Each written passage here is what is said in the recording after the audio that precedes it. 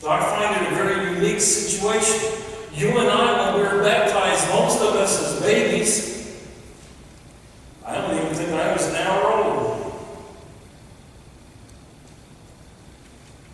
The Spirit of God entered my body and He's lived in there ever since. Not so in Old Testament times.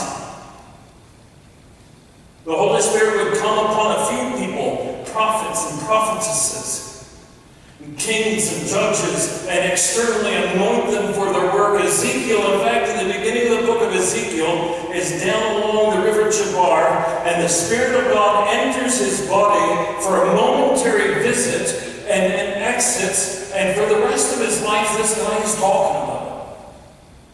I say he's like a fisherman who only ever caught one big fish.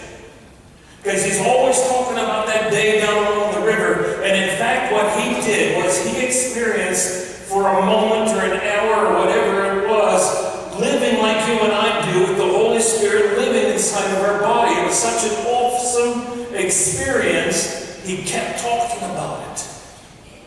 So we're going to see this distinction in the life of Peter. We're going to see him as a man who has a childlike faith, he has a childlike enthusiasm, and he has a fiery love for Jesus. But before the day of Pentecost, Peter does not have the indwelling presence of the Holy Spirit as you and I received in baptism.